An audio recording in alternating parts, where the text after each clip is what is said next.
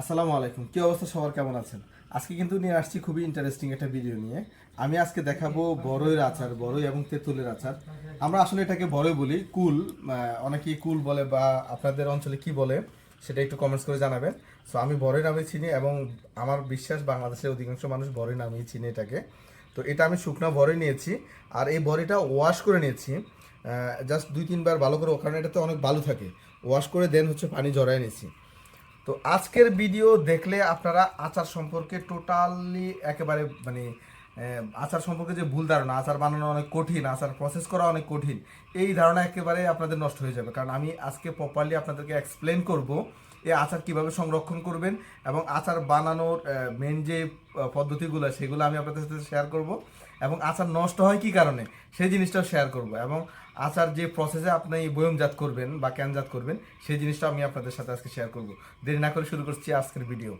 এখানে আমি half KG তেঁতুল নিয়েছি। তেঁতুলগুলো একবার ওয়াশ করে নিয়েছিলাম।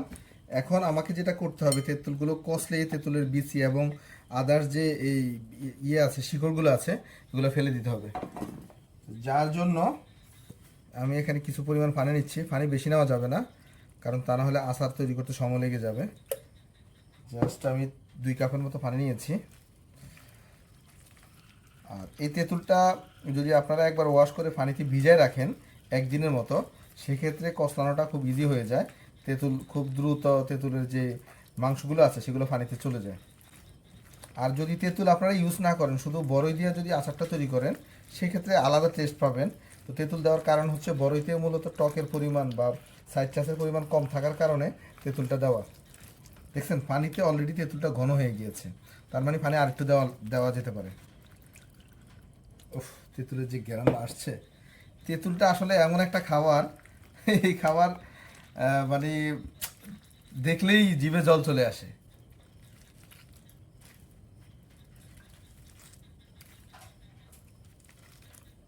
এই যে দেখছেন, একেবারে একেবারে মানে তেঁতুলের মাংস সব চলে গেছে।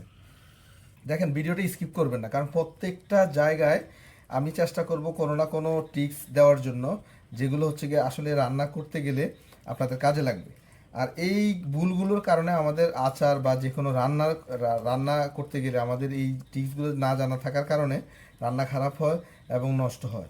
তো আমি চেষ্টা করি সবসময় আপনাদের সাথে রেসিপিগুলো প্রপারলি শেয়ার করার জন্য, কারণ আমি কোনো কিছু হাইড করে রাখি না। যে আসলে অনেকে থাকে না সিক্রেট, এই সিক্রেট জিনিসটা আমার কাছে নাই। আমি যেটা ভালোভাবে জানি এবং সেটা আমি আপনাদের সাথে শেয়ার করার চেষ্টা করি। অলরেডি আমার তেঁতুলের বিচি সবগুলো আলাদা করে ফেলছি। এই যে এরকম টেক্সচারটা আসছে, খুবই সুন্দর। আচার তৈরির জন্য যেটা করবেন, যেই পাত্রে আচার তৈরি করবেন সেই পাত্রটা তলা যাতে একটু মোটা হয় সেটা মাথায় রাখবেন। তা না হলে কিন্তু আচার নিচে লাগার সম্ভাবনা থাকে, কারণ আচারে সুগার থাকে। সুগার নিচে লাগার একটা সম্ভাবনা থাকে। এই জন্য সবসময় মোটা কড়াই বলেন, মোটা পাতিলা বলেন, এরকম দেখে আচার তৈরি করবেন ওই পাতিলাতে। আর আচার যেই পাতিলায় তৈরি করবেন ওই পাতিলটা একেবারে ফুল হিট করতে হবে। ফুল হিট করে পানি যাতে না থাকে সেদিকে খেয়াল রাখতে হবে। আচার বানানোর জন্য সবসময় আমি সাজেস্ট করি সরিষার তেল, কারণ আচারের জন্য আচারের ফ্লেভারের জন্য সরিষার তেল হচ্ছে পারফেক্ট। তো এখানে আমি 1 লিটার একটা সরিষার তেল থেকে আধা লিটার সরিষার তেল ইউজ করব, কারণ আপনারা এটা ভালো করে জানেন আচারে প্রচুর পরিমাণ তেল লাগে। আর তেল যদি কম হয় সেক্ষেত্রে আচার নষ্ট হওয়ার সম্ভাবনা থাকে। আর সরি, একটু আধা লিটার থেকে একটু বেশি পড়ে গেছে, অসুবিধা নেই। জাস্ট হয়তো বা আধা লিটার থেকে হাফ কাপ বেশি হয়েছে। আর এই তেলটা একেবারেই ফুল হিট আপ করে নিতে হবে। মানে তেলের দেখবেন ভিতর থেকে ফেনা চলে আসছে, এরকম ফুল হিট আপ করে নিতে হবে। তেলটা যখন ফুল হিট আপ হয়ে যাবে, তারপর আমি এখানে 4 পিস তেজপাতা দিয়েছি, 4-5 পিস। আর 5 ফোড়ন। আমি এগুলো সবগুলো মেজারমেন্ট স্পুনে দিচ্ছি, এতে করে আপনাদের জন্য সুবিধা হবে, আপনারা বাসায় সহজেই তৈরি করতে পারবেন। এখানে 1 টেবিল স্পুন, স্পুনের 1 টেবিল স্পুন দিচ্ছি 5 ফোড়ন। আর 1 টেবিল স্পুন, অর্থাৎ 2 টেবিল স্পুন দিয়েছি 5 ফোড়ন। আর এখানে আমি রসুন ছিলে রাখছি। রসুন এটা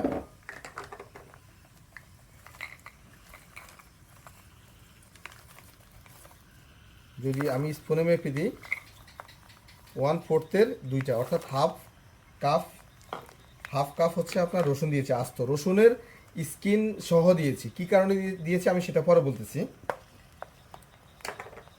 এটা হচ্ছে মরিচ ক্রাশ করে নিয়েছি, মানে ব্লেন্ডারে মরিচটা ক্রাশ করে নিয়েছি। এই মরিচটা হচ্ছে নির্ভর করে আপনি কতটুকু স্পাইসি পছন্দ করেন। এটা 1 2 3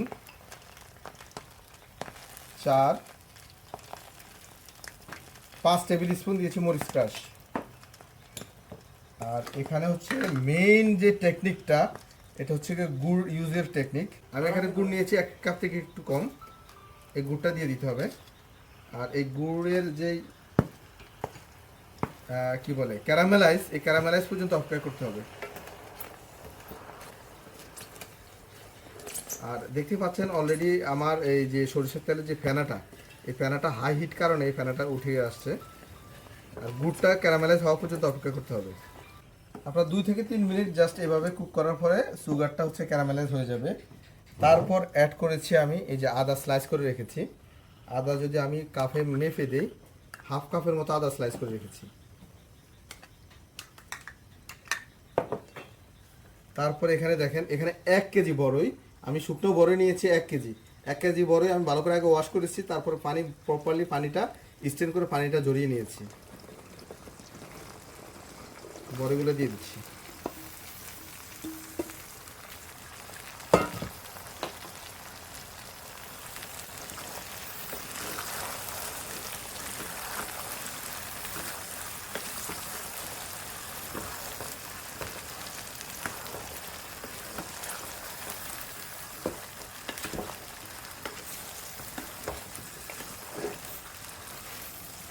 আচার যে নষ্ট হওয়ার আরেকটা কারণ হচ্ছে গিয়া ফানি।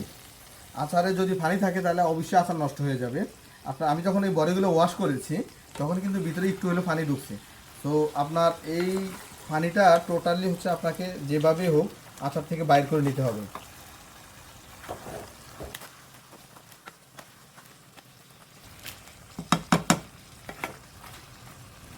এভাবে অন্তত 3-4 মিনিট কুক করতে হবে। দেখতে পাচ্ছেন বড়িগুলো মোটামুটি সফট হয়ে গিয়েছে, বড়িগুলো অনেকটা ফুলে আসছে। আর লুকসটা যা হয়েছে না, সেই ফ্লেভার লাগতেছে। ওকে, এখন হচ্ছে নেক্সট স্টেপে আমরা দেখাবো।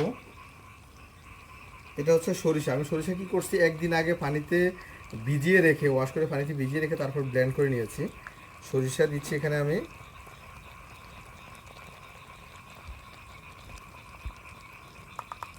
Just half cup.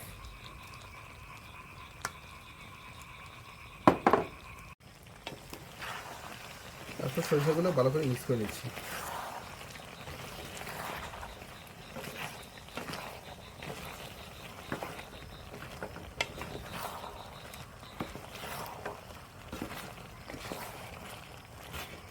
এখন তেঁতুল অ্যাড করব। তারপর তেঁতুলটা আমি ঢেলে দিচ্ছি।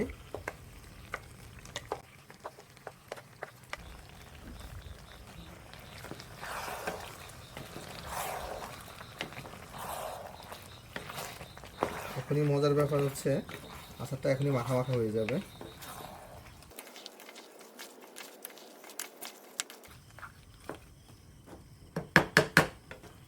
এখানে আমি এটা হচ্ছে সিরকা ভিনেগার, সিরকা দিয়েছি 1 কাপ, পুরো 1 কাপ পরিমাণ।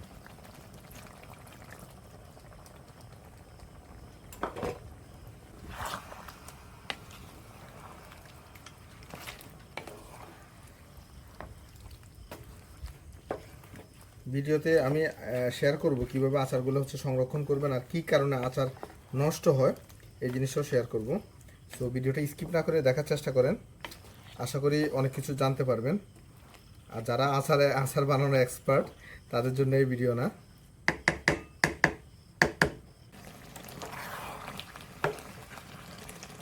আচারটা যখন মাঝামাঝি হয়ে যাবে তখন সুগার অ্যাড করবেন 1 কাপ।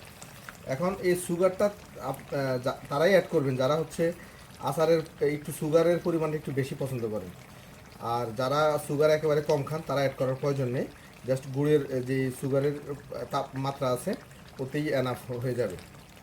তো আমি 1 কাপ পরিমাণ সুগার দিচ্ছি। এখন আমি বলতেছি আচার নষ্ট হয় কি কি কারণে। আচার মূলত নষ্ট হয় 2টা কারণে। একটা হচ্ছে গিয়ে সংরক্ষণ করার ভুলের কারণে, আর একটা হচ্ছে আচারে যদি পানির পরিমাণ থাকে বেশি, এই কারণে আচার দ্রুত নষ্ট হয়। তো আচার যখনই তৈরি করবেন পানির পরিমাণ যাতে একেবারেই না থাকে সেদিকে খেয়াল রাখবেন। এখন যদি আপনার গ্রেভি আচার তৈরি করেন, যেমন আমি আজকে গ্রেভি আচার তৈরি করব, তো গ্রেভি আচার তৈরি করলে অবশ্যই একটু পানি থাকে। সেক্ষেত্রে সংরক্ষণ করবেন কিভাবে? সেক্ষেত্রে সংরক্ষণ করতে হলে আপনাকে অবশ্যই ভিনেগারের পরিমাণটা বেশি দিতে হবে। যেমন আমি ভিনেগার দিয়েছি, ভিনেগারে সাইট্রিক অ্যাসিড থাকে। সাইট্রিক অ্যাসিড হচ্ছে আপনার ব্যাকটেরিয়া অ্যাটাক করতে পারে না, যার কারণে আচার লং টাইম লাস্টিং করে। আর সুগারও প্রিজারভেটিভের কাজ করে, যার কারণে আচার লং টাইম লাস্টিং করে। আমি যেহেতু গ্রেভি টাইপের আচার তৈরি করব, এই জন্য আমি ভিনেগারটা বেশি দিয়েছি এবং সুগারটা বেশি দিয়েছি। দুইটা ইনগ্রেডিয়েন্টসেই আপনার প্রিজারভেটিভের কাজ করবে। উফ, যে ফ্লেভার আসছে না, মানে কালারটাও যা হয়েছে, মাশাআল্লাহ। আচ্ছা, এখন আমি যে জিনিসটা দেবো সেটা হচ্ছে ব্ল্যাক সল্ট, বিট লবণ আচারে দিলে যে আচারের ফ্লেভারই চেঞ্জ হয়ে যায়, টেস্টই চেঞ্জ হয়ে যায়। এটা হচ্ছে 1 টেবিল স্পুন, আর একটা দিব হচ্ছে 1 টিস্পুন। এটা লবণের পরিমাণটা হচ্ছে আপনাদের যতটুকু প্রয়োজন ততটুকু দিবেন। আর এটা দেওয়ার পরে কিন্তু ফ্লেভার চেঞ্জ হয়ে যাবে আচারের।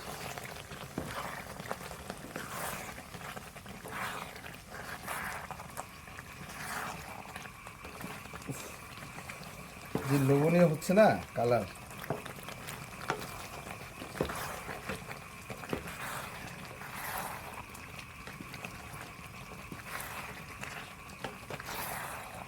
আচ্ছা, এইভাবে যদি আপনারা বেশি স্পাইসি পছন্দ করেন, যেহেতু আমি স্পাইসি খাই, আমি স্পাইসি এবং সুইট দুইটাই বেশি খাই, তো আপনারা চাইলে আরেকটু গুঁড়া মরিচ অ্যাড করতে পারেন, অথবা নাগা চিলিও অ্যাড করতে পারেন, অথবা চিলি ক্রাশও আরেকটু অ্যাড করতে পারেন। আমি একটু টেস্ট করে নিচ্ছি, সরি। মাই গড, সত্যি অসাধারণ হয়েছে। তবে আমার আরেকটু স্পাইসি লাগবে, ওটা নাগা চিলি হলে ভালো হইতো। এটা আমার খুবই ফেভারিট একটি আচার। আমি আপনাদের জন্য নেক্সটে আমের আচার কীভাবে তৈরি করবেন, তারপর বরইয়ের আচার কীভাবে তৈরি করবেন, তারপর জলফের আচার কীভাবে তৈরি করবেন, এগুলো সব ভিডিও ইনশাল্লাহ আমি যদি সুস্থ থাকি আমি আপনাদের জন্য নিয়ে আসতেছি। তবে যেহেতু আমি আরেকটু স্পাইসি পছন্দ করি, সেই জন্য আমি একটু গুঁড়া মরিচ ব্যবহার করব। একটা, আপনারা যে আমার মতো স্পাইসি দিতে হবে এমন কোনো কথা না, আমি স্পাইসি বেশি খাই। 3 টেবিল স্পুন আমি গুঁড়া মরিচ দিয়েছি, যেহেতু আমি স্পাইসি বেশি পছন্দ করি। আবার এখানে সুইটনেসও আছে, সেই জন্য স্পাইসিটা তেমন একটা লাগবে না।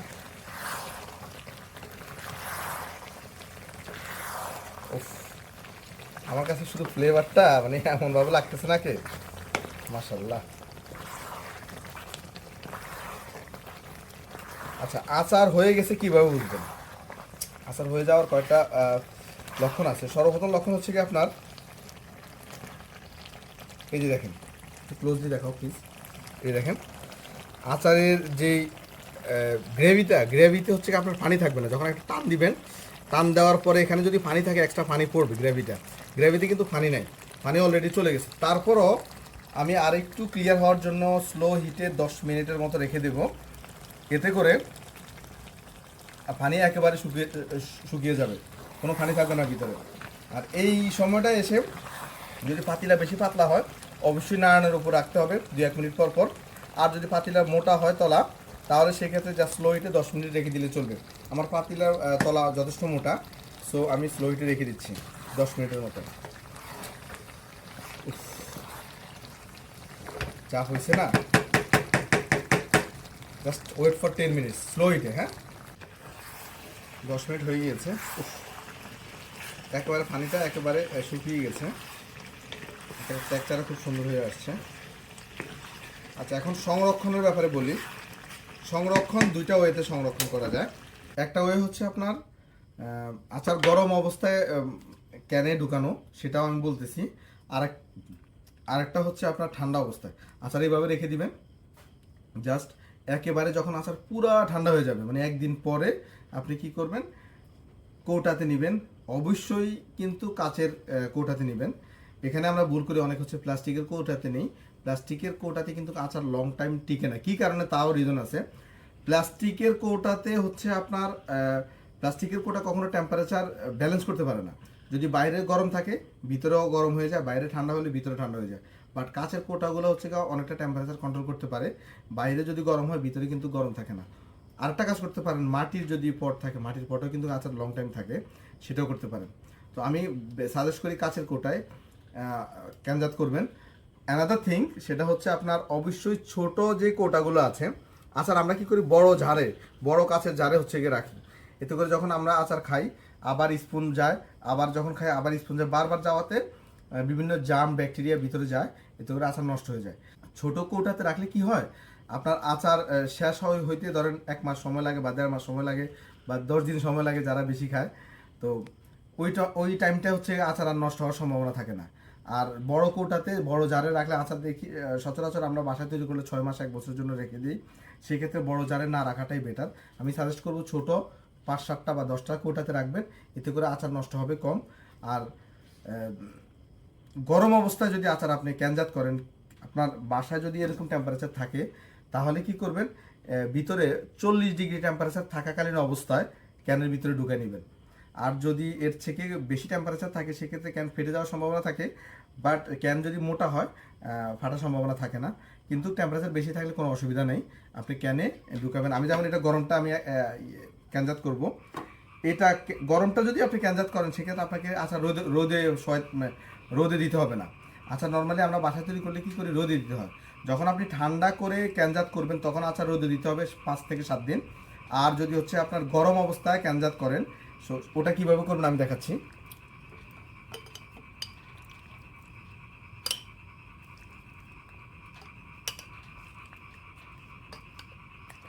ক্যানটা অবশ্যই একেবারে শুকিয়ে নিতে হবে। ক্যান কোনোভাবে হচ্ছে ভিতরে পানি থাকা যাবে না, এতে করে আচার নষ্ট হয়ে যাবে।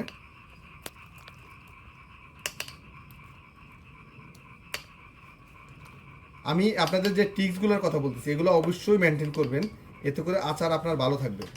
আচ্ছা, যখন আপনি ক্যানে গরম অবস্থা আচার দিবেন, অবশ্যই উপরে এই যে তেল দিয়ে দিবেন, উপরে যাতে তেল থাকে, এটা কোনোভাবে যাতে মিস না হয়। এখন টেম্পারেচার কিন্তু অনেক হাই আছে, 40-এর মতো আছে, 40-এর বেশি আছে।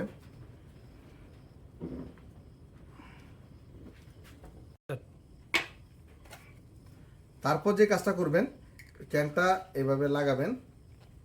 লাগানোর পরে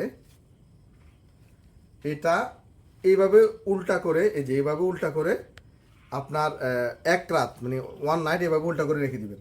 এভাবে দেখুন, 1 নাইট জাস্ট যে কোনো একটা ডাস্টারের উপরে রেখে এইভাবে জাস্ট উল্টা করে 1 রাতের মতো রেখে দিবেন। 1 রাতের পরে তারপর হচ্ছে গিয়া ঘুরাবেন। কি কারণ আমি বলতেছি, এটার ভিতরে এক ধরনের হাওয়া ঢুকবে। যখন এটা গরম অবস্থা থাকবে, এটার ভিতরে স্লোলি এক ধরনের হাওয়া ঢুকে এটা ভ্যাকিউম স্কিউজ হয়ে যাবে। আর এই যে টেম্পারেচার, এই টেম্পারেচারে কিন্তু ব্যাকটেরিয়া আপনার অ্যাটাক করতে পারবে না। যার কারণে যখন হাওয়াটা এয়ারটাইট হয়ে যাবে, পরদিন দেখবেন যে আপনার ক্যানের ঢাকনা সহজে খুলতে পারতেছেন না, খুব মানে প্রপারলি এয়ারটাইট হয়ে যাবে। আর এই অবস্থা আপনাকে আর রোদে আর দিতে হবে না, এই অবস্থাকে রেখে দিবেন। রেখে দেওয়ার পরে হচ্ছে আপনার 6 মাস 1 বছরে দেখবেন আচার নষ্ট হচ্ছে না। আর যদি ঠান্ডা অবস্থায় ক্যাম্প করেন সেক্ষেত্রে অবশ্যই 5 থেকে 7 দিন রোদে দিয়ে তারপর হচ্ছে আপনার আচার সংরক্ষণ করবেন। আর আচার যখনই খাবেন অবশ্যই একটা স্পুন ব্যবহার করবেন, হাত দিয়ে না উঠানোর চেষ্টা করবেন, এতে করে আচার দীর্ঘদিন লাস্টিং করবে। আশা করি এই টেকনিকটা সবারই ধারণা আছে, আর বাকি টেকনিকগুলো সবারই একটু কম ধারণা আছে আমার মনে হচ্ছে। সো আজকের ভিডিওটা কেমন লেগেছে আর কি কি ধরনের আচার আপনারা দেখতে চান অবশ্যই কমেন্টস করে জানাবেন। আর আমার জন্য দোয়া করবেন আমি যাতে আপনাদেরকে আরও সুন্দর সুন্দর ভিডিও উপহার দিতে পারি। So thank you so much, ভালো থাকবেন। আজকের ভিডিও পর্যন্তই। আমি একটু ট্রাই করে দেখি। বিসমিল্লাহ বিসমিল্লাহ।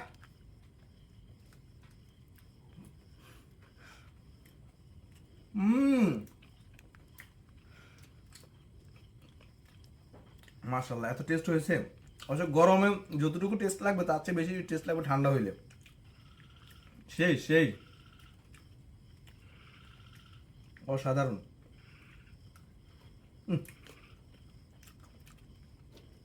খিচুড়ির সাথে সেই লাগবে।